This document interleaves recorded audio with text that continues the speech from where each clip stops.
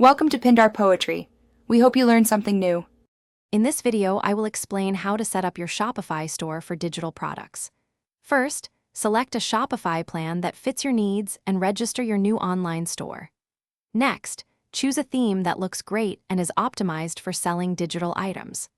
Finally, make sure to configure your basic store settings, including your preferred currency and any applicable tax rates, to ensure smooth operations from day one. Now, let's add your digital products. Go to your Shopify admin and create a new product, making sure to uncheck the physical product option. Then, upload your digital file, whether it's an ebook, software, or music, ensuring it's secure and ready for download. Don't forget to set your pricing and decide if you want to track inventory, even for digital items, to manage sales effectively. Ensuring smooth delivery is crucial for digital products.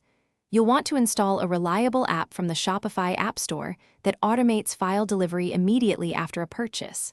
Next, customize your email templates to provide clear download instructions and a direct link to the product.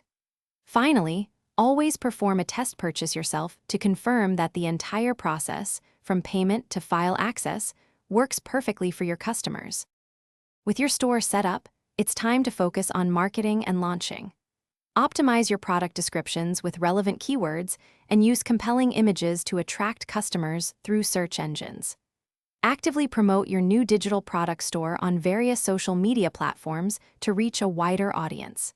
And hey, for a fresh car scent, check out the Little Trees Black Ice link in the description, along with other great deals. Remember to engage with your audience and continuously seek feedback to grow your business. Thanks for watching. Consider subscribing if we helped you.